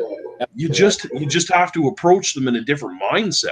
And that Snake River Farms, I remember specifically because I was told to pull it early, and it was like 198 And it was like it wasn't even there with the probe. And I'm thinking, do I take it to 202? Everything says 202, or do I just pull it now? And I pulled it now, and then thankfully other people were like, yeah, those ones, the Wagyu, you're gonna pull them early. Well, geez, I was like, thank God I did that, because I had no idea, and I was like, right about to make brisket nachos. Like it was crazy, but I just went with my gut and went with the probe. And now, like, I don't even check the temps half the time. It's more just the probe, and it's all. And I wish people starting out were gonna get that, but you're not. Everywhere you look, people are selling you on different stuff. Yeah, and you're not getting the actual cook at all. Like, you're getting the products that make it. Right. And that's the one crappy part about this, man. Is I'm more confident now cooking 20 at a time than I ever cooking one. Oh yeah, for sure. I mean, you're exactly right. I think people just really overcomplicate all of this, and they lose sight of what actually makes a good brisket and the most important steps. And they obsess about the small things, and it's really not what temp you wrap it at or what rub you use. It's really getting a good brisket, starting with a quality piece of meat, and then finishing it at the right tenderness, the right feel, and then letting it rest. And the rest, and we obviously have good clean smoke throughout your cook, but the rest will take care of itself. And you don't have to like change all these variables. Just nail those. Those. Try nailing those, and then see where that leaves you. And then if you feel like you need to change something, change it. But you can't mess these basic things up and still have a good brisket. You can change a few other things and maybe change some flavors, whatever. But if you mess up the quality piece of meat and having good clean smoke and taking it off the right tenderness and then letting it rest, then you're never going to have a good piece of meat. So you're never going to have a good brisket. Well, that's exactly it. I wish I could go back to the beginning and worry about fire management, charcoal management, the quality of the wood chunks and stuff. I wish I would go back to the beginning if I could turn back time, right? And focus on learning that and not studying up on new products and shit. Yeah. You know what I mean? Like, and this is the big green egg. This is the biggest selling feature for her, is that she's been around since the 1700s. Yeah. Right? Like, it's a pretty basic cooker, and once you figure out how to run it, you can literally anything. Yeah. You and I, we're all here giving brisket advice, on a Tuesday night, right? We're not pushing any products because we don't have any products to sell. We're just telling you like how to cook one right. I'm not trying to get you to sign up for my website for behind a paywall to get recipes that make me money or whatever. I'm just telling you tips that will make you a good brisket. So that goes back to what we said earlier. Just try to learn from somebody who actually does it, not somebody who is trying to get ad revenue to their mommy blog. So. And that's one of the things that we started off when we opened the show, was that brisket is one of the most stressed over cooks. Because yes, it is an investment. When you're buying that piece of meat, it's more expensive than rib, more expensive than 2 pork butts, especially now. But it's an investment that you're making. When people think barbecue, they think, the top notch, top shelf is brisket. But realize that it's an easy cook, it's a forgiving cook, and that the majority of the people that you're having over for your barbecue, any brisket you cook is going to be one of the best briskets that they've ever had, because a lot of people don't know really good brisket. Yeah, you're right. Especially up in Wisconsin. Obviously down in the south in Atlanta, it's different, but still, the majority of the people that you're cooking for, unless you're having an influencer party, where we're all crashing Campbell's the day after Oktoberfest, then this brisket better be on point. But most of the people aren't going to be brisket connoisseurs. They're going to be people that are like, oh, this tastes like smoke. This is really good. You can give them a chopped brisket sandwich doused in barbecue sauce, and they're going to fall in love with it. you can probably cook one in an oven and give it to them, and they would think it's good, you know. And then, yeah, I mean, there's, you know, but unless you're comparing it side by side to some, you know, to one that is done the right way. But yeah, you're exactly right.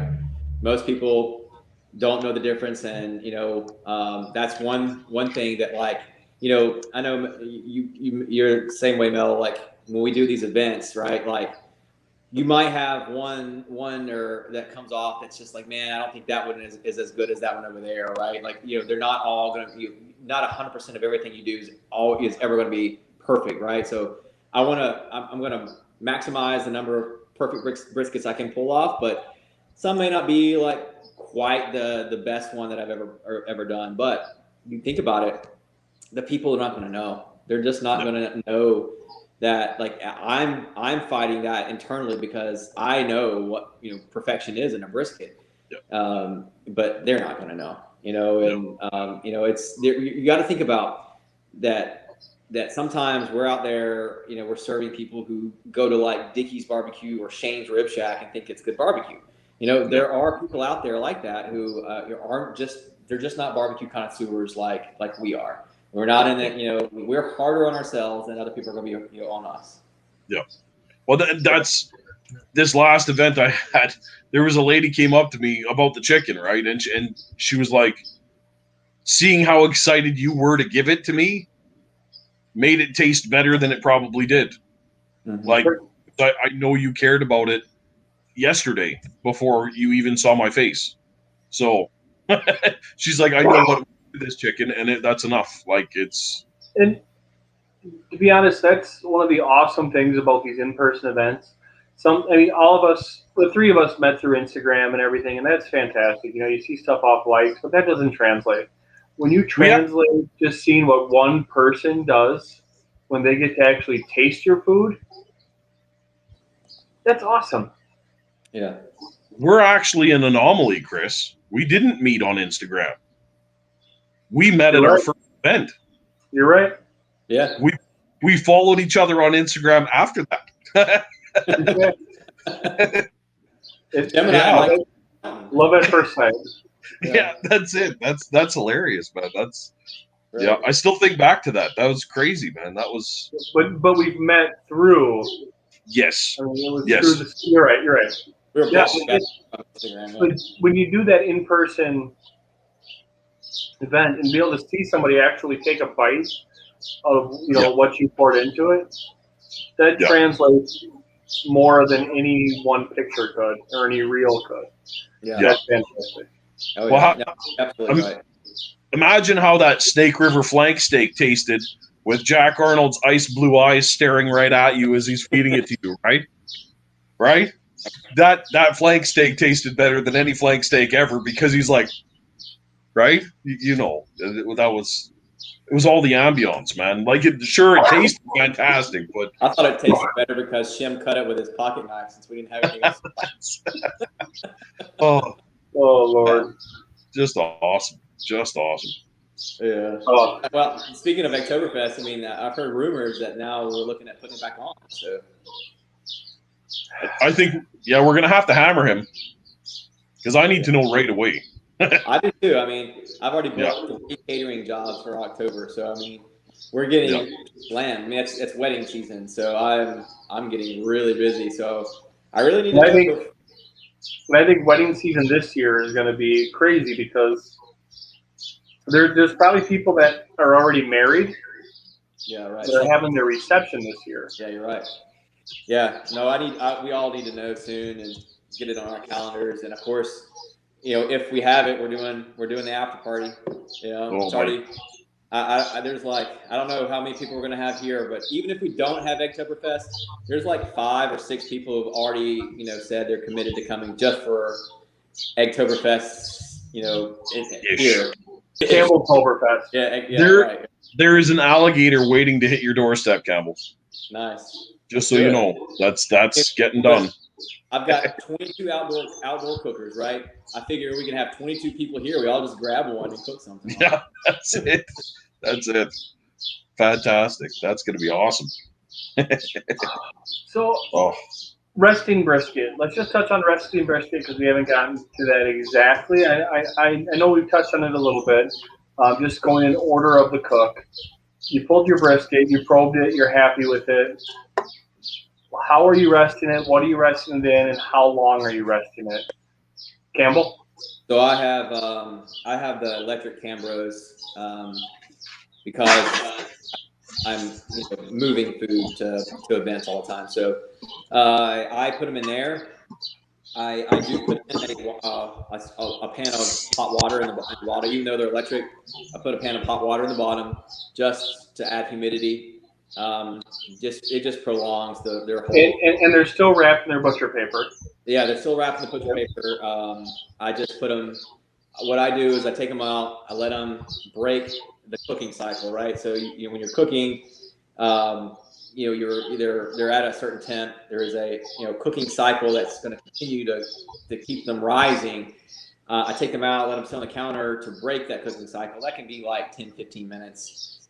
Depends on the time of year, really. It might be 5 minutes in freaking the tundra of Canada up there, but here it might be 10 minutes, whatever. Break the cooking cycle. I put them in a pan, and then I foil them into the Cambro. They go, and after that, it's like I said earlier, it's a minimum of 1 hour. That's if I'm rushed, right? So, ideally, 4 to 6 hours rest minimum for me. I mean, if I have the time. So like when I'm doing these big weekend events or something like that, I'll start pulling them between 12 to 3, and I don't start they don't go out the door at least until like 5:30. Sometimes 6. Okay. So you got that minimum rest time. I would like to be able to do a longer rest. I think it's just I'm actually I'm investing in a holding cabinet this year. The nice. the full shebang. It's a necessary evil for what we do. It's an investment that we have to make for as much brisket as I'm cooking. I just need more space. So and then at that point it doesn't really matter. If you're holding at food safe temps, you can hold indefinitely. So if you're, for example, in a Cambro that holds temp, if you're the non-powered Cambros, you can heat them up, right? You can heat them up or a cooler, right? Pour some boiling water in it, heat it up. It'll hold for 6 to 8 hours, no problem. But you just got to keep it at over that food safe temp. Keep it over 145 degrees or so. Or your oven. A lot of ovens now have like a warm feature on it. Well, they'll just they'll hold it below that 200 degree mark, 160 area, something like that. For those, you just kind of look what you have. At the worst, use a cooler. At the best, use a Cambro or a holding cabinet with humidity control. If you got an extra $3,000 to $5,000 to spend, so it just depends. But give it 4 to 6 hours if you can. Minimum an hour. No. Mel? Yeah, no, I'm in the same canoe, man. That's exactly what I'm doing. For ease of events, depending if it's not the show, if I'm not doing the show of slicing the brisket, I'll open it up, slice it real quick. In between the rest, I'll pull it out, slice it, wrap it back up, put it in pans at that point, put it back in the Cambro. It's I don't know. They can sit, like Campbell said, the Cambros that I have, they can run for about 12 hours before things dip below 145. You have tons of time to rest those things, get them set up, ready to go, and no effect on the brisket quality whatsoever, or the pulled pork, right? They're insane.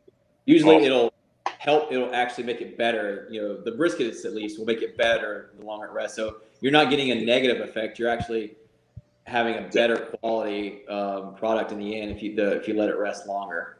Yep. Yeah, I think back to the days of like wrapping it in a t-shirt in a cooler, right?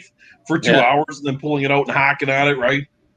Man, how far we've come, right? It's the electric Cambros, I mean, they're expensive, but man, they're so nice. And I'm just, when I'm done and that thing's loaded up full of, I have 3 of them loaded up full of briskets.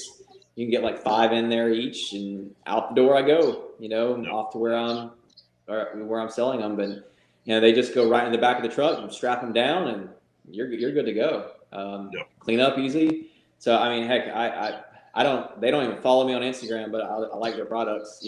I bought all their products. Like I'm not giving any of them for free. I actually buy them. So and that's me too, man. I plug them all the time, and like they don't even message me. So it is what it is. It's just a good product that works. It's the industry standard. And after doing the Masters catering, which this past year during the Masters golf tournament, we catered for like a billionaires party where we had like Peyton Manning was there, Larry Fitzgerald was there, a bunch of like just super stupid rich people, and they wanted the entire menu, right? They wanted everything that and all the sides. And so when you're doing your entire menu for 75 people, you realize like how valuable holding space is, right? Because you can't have pans of like mac and cheese and briskets and pork butts and chicken and and sausage and all that stuff. I mean, it all has to go somewhere to be held. So it's time for me to upgrade into the holding cabinet for sure. So I don't have a Cambro. I use a Yeti cooler, and it holds great. I'll wrap it in a couple of beach towels and put it in there, and it'll be good. One thing that I learned tonight from Campbell, which is fantastic. This is why we do this shit and talk about this, because you're always learning, and if you're not learning, you're doing something wrong, is the breaking up of the cooking cycle. So I made this mistake once when I cooked a brisket and knew I was going to have to rest it longer, so I was bringing it to work to feed my nurses in the clinic. It ended up being in the cooler for 6 hours. I took it off the grill, wrapped it right away, put it right in the cooler, took it out at the 6 hour mark, and I was slicing it, and it was very, very, like, it continued to cook. I ended up making pretty much chopped brisket. We had chopped brisket sandwiches. Even though, like, I know when I probed it just right. It was perfect, but I didn't break up that cooking cycle. And as soon as Campbell said that, that really kind of fired off in my head was, I mean, that makes sense. Because if you put it in that cooler, it's not going to get hotter than what it's at if you break that cycle. But if you don't break that cycle, naturally, it's like a steak. It's probably going to raise another 5 degrees, which is enough to break down that fat a little bit more, break down the meat a little bit more, where it's not going to hold together. It's not going to stretch. So that idea of just taking it off for even just those few seconds to break up that, or not 2 seconds, like you said, 5, 10, 15 minutes to break up that cycle, let it continue to come up and start to come down, and put it in the cooler, it's not going to raise anymore. Right. And that's just a fantastic idea, Campbell. I'm really glad that you said that, because that just kind of triggered everything off on me, is instead of going straight into it, making sure you take that time to break that cycle and put that in there. That's a big mistake a lot of people make. Dropping it in your Yeti cooler or your Arctic or whatever you've got, like whatever you're holding it in, you just need to break that cycle first.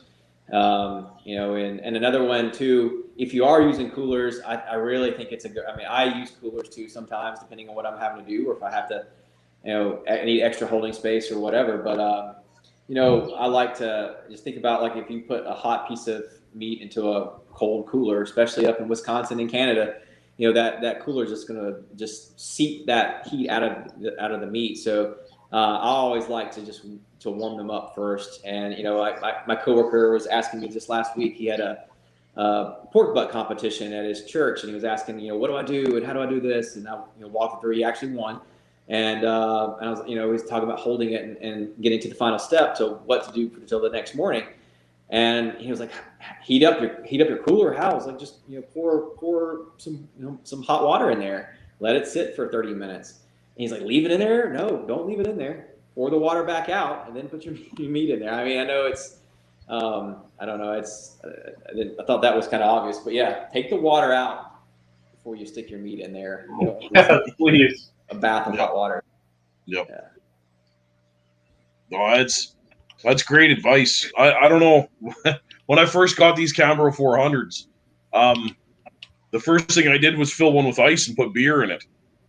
And it lasted days. Oh, yeah. And I was like, this is insane. Like, this makes me so happy. Like, Right. and now I preach to everybody. If you, whether it be a cooler, whatever, invest heavy right off the bat, and it will pay for itself. Like every single time, man. It's so nice. Yeah. The electric ones, they're not quite as insulated as the other ones, but because they are, powered, they're heated. Yeah. But my electric ones will, you can open the door, and then it's like some stupidly fast recovery time back to the temp. It'll run for however long. It's not humidity controlled, so I do control that by putting in a water pan, but they're light, relatively light, even loaded up. I can carry them by myself. If you have two people, but yeah, I mean, it's not to just keep plugging that, but like having something available to rest in. You don't have to have like the Kamado. My Kambros are like $800 each. I think the non-powered ones are like $400 or $500 each. And then the Yeti coolers are expensive. I know all that's expensive. The key is have something to rest it in, and that can be a standard like Igloo cooler that you get at Walmart for $18. It's going to last long enough for your needs at home, or look at your oven. I mean, I think most ovens, I have two ovens in my kitchen, and both of them have a warm feature on it, so that works really well as well. Or if your actual oven does not have a warm feature, the drawer underneath your oven is actually designed as a warming drawer on most ovens. It's not supposed to be for storage. Most of them function as a warming drawer where you could put a wrapped brisket wrapped in a beach towel, put it there, turn your oven on to about 400 degrees, and that bottom drawer should function as a warming drawer to keep it warm at around 200. Right. Yeah. Yeah. Yeah, that's crazy. Or you can also just punch your oven on and then turn it back off, let it cool down, and then it'll hold its temp for a while. These things are so well insulated. Well, yeah, I mean, there's obviously different ways. Some of this stuff that Campbell and Mel are talking about are for your commercial cookers, if you guys are doing events and stuff like that. Home cookers, I mean, there's definitely different ways to get around it. And just like Campbell said, an Igloo cooler that you can get from Walmart, wrap it in a beach towel. I have these heavy duty moving blankets that I got from when we moved. They're almost similar to welding blankets. Wrap the brisket in that too, and that'll help keep it warm. I've done it where I've had that sit out on my counter for an hour wrapped in a moving blanket, and it's been fine. Yeah. So there's different ways to get around it. There's different ways to let it rest, but please do not take your brisket right off the grill. Let it sit for 5 minutes and then slice it. No. Give it at least that minute to come together, and just let the flavors develop that way. Right. Yeah, you have to rest. You have to. And that's with everything, man. Prime rib, whatever. Like you had steaks even. For Pete's sake, give them 5-15 minutes. You have to. Right. Yeah. Smaller protein, smaller rest time, but yeah, definitely everything. Yeah. Like taking anything, having that meat seized up when you cook straight to slicing is just not doing your proteins justice on any of it. No. 100%. Oh. See, I knew this would just be a wealth of knowledge, man. This is I'm gonna go back on this episode for sure. This is amazing, man. This is, I don't know, Campbell, you got any neat tricks that no one really talks about that you got close to the chest? I mean, I pretty much walked you through, what I do.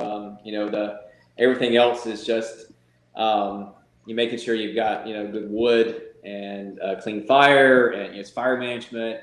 A nice smoker, good smoker that has a good, nice draft. All that other stuff comes into play. As far as stick burners and everything like that. I run on a Shirley fabrication. It's a custom made 24 by 65 reverse flow stick burner. That's what I do all of my events on. I pretty much outgrew it. Probably the second or third event that I had. Then I wished I had a much bigger one, but it's a nice size for me because I got 3 racks inside, and I can put a 4th in if I need to do more briskets, and I can do 4 racks of briskets in there. But it's a great smoker, and it's just you find the best tips are just like we said earlier is just kind of go through the process and focus on the big things, and don't worry about if you have the Zach rub that's or don't worry about buying products that are gonna make you have a better brisket. Just focus on doing it right, nailing the steps that are important that make or break the brisket, and then you'll have a really good product at the end. And then if you want to improve on it after that, then start manipulating things. But until you learn those major steps, you'll never master brisket. And it's not like pork butt. It's different, and it's not like ribs and all that other stuff. So you just kind of just takes practice. And another thing that like I had a coworker asking me about this I think last weekend, and for Father's Day, and it's just don't be too hard on yourself if you don't nail it the first time. I mean, my first brisket was horrible.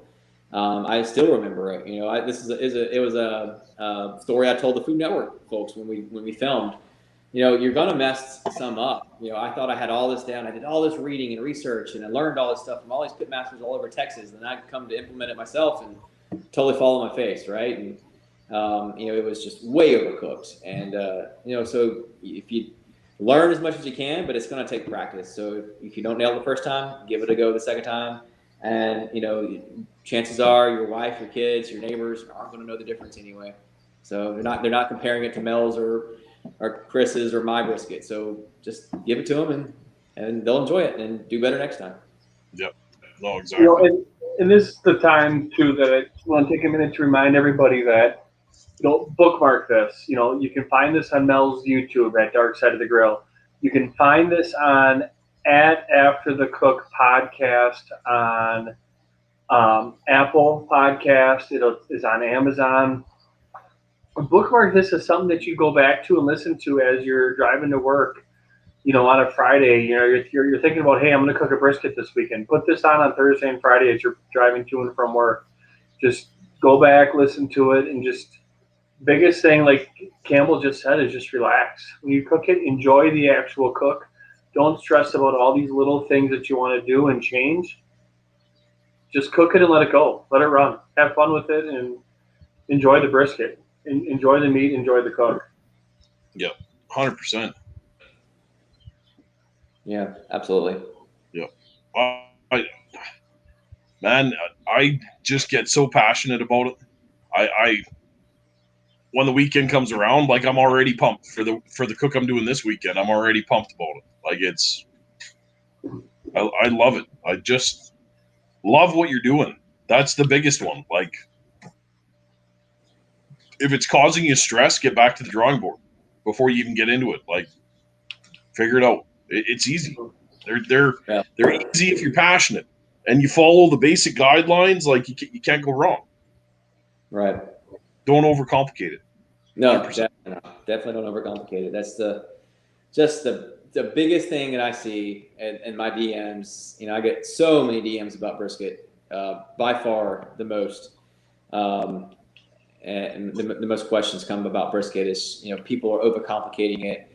I mean, I have people who are asking if I take interns, if they can come be an intern and learn. I'm like, where are you? Like, oh, I'm in Atlanta, culinary school. Can I be your intern for the summer? I'm like, it's just no. Like, it's just kind of weird.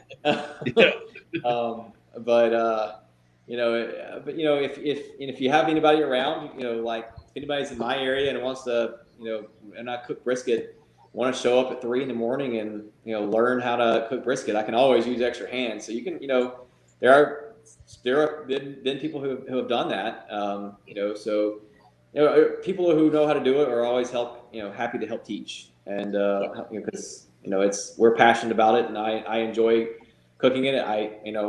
I seem to get a really good response, to it and to my brisket. So, I just keep chugging along and doing what I'm doing. And, it's always funny when I go into Costco and somebody asks me if I know how to cook that. I'm like, yeah.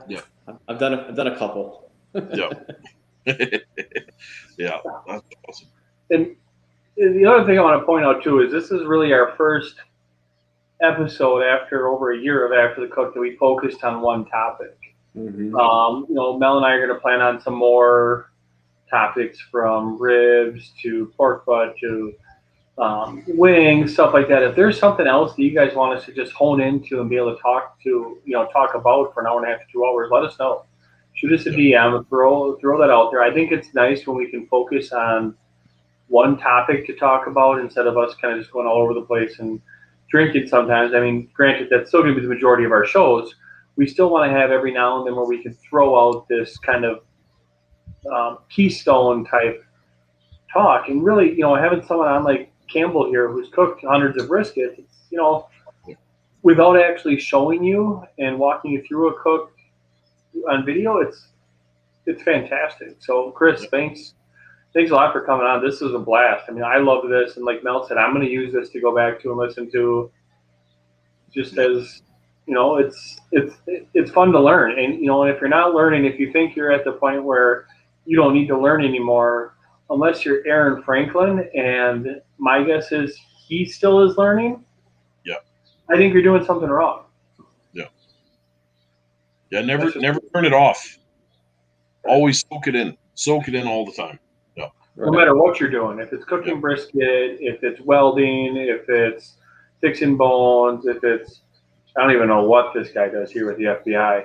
Whatever you're doing, if you're not learning, you're messing up. So continue to learn. Always stay a student. But Campbell, thanks, brother. Pleasure as always. Yeah, I appreciate it. This was awesome, Campbell. Thank you very much, man. I enjoyed it as much as the first time. We let's do it again whenever y'all. How's Herman doing? I mean, I see Herman every day. I mean, every day. He came by today, dropped off a box of peaches, and of course he did. Of course he did. He was here for the weekend cook, or he was here for the we had a pizza party on Saturday night. Of course, Herman was here. Partying it up for pizza and bourbon night, and then Sunday I had leftover like 6 dough balls left. We fired up the pizza oven again. He came back for round 2. So we cooked 21 pizzas. That's awesome. That's a heck of a lot of pizza. Chris, I'm not going to lie to you. One of the best pizzas I ever had was at Chris's house. Yeah. With the hot honey? The bee sting pizza, man. Yep. It's rare to find one of those pizza ovens up here. Let me tell you. I'm not gonna lie, Mel. I saw Campbell's story from Saturday night when he made a hot honey pizza, and I thought about you, Mel. Oh yeah. Yep, I thought about. That's Mel's jam right there. To be honest with you, Campbell, I loved it so much I haven't even tried to make one. Oh really? That's how much I loved it. I haven't even bothered to make one. It was that good. I'm just going to leave it there. When you come back, we'll do it again. I mean, done deal. Whenever Oktoberfest after party happens, we'll definitely fire up that oven. I mean, it's just that's a nice piece in the backyard there. Yeah. So that's so deadly. And then I can get those beers I hid in the backyard too. Yeah, so that's good. Back up. Yeah, that's awesome. Right on. Well, this was a blast, boys. I had a lot of fun here. Yeah, same. This was really good. I think fantastic. Learned a lot. Loved this. Yep. Wow. Can't thank both you guys enough. Mel, I mean, your brisket knowledge is fantastic too. So, I mean, it's nice to one, learn stuff, reaffirm stuff that we're already doing, and then can't wait for next brisket cook. Yep. Oh, 100%. 100%. I got that big 30 something pound bone in that I got to do still. Ooh. That's going to be crazy. Oh. Yeah. It's so the Wagyu Holstein, right? When you look at it from the end, like it's marbled every way you look, like from the flat to the point, everywhere you look, it's like, really, wow. Oh man, yeah, he's got some amazing animals out there, and they're babied like you wouldn't believe. So this sucker, man, and Chris, you saw like it's the egg table. It's from corner to corner, and it hangs over it a little bit. Like it's huge, and for sure, I'm either going to do it on the 2XL and like sneak it in there, or I'll do it on Elvira because it's I might fire Elvira up just for that. Yeah. Oh yeah, for sure. Yeah.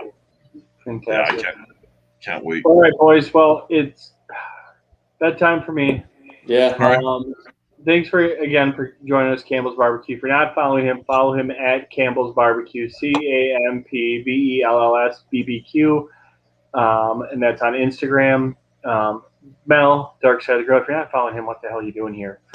At DARKSSIDEOFTHEGRILL, or me, Titletown Griller, TITLETOWNGRILLER. I just like to spell, so that was kind of fun. But have a good night, guys. Join us next week. I will be up in the Northwoods, so it might be a little bit of a shorter show, but come join us. Right on. All right. Good night, everybody. Good night. Night, guys.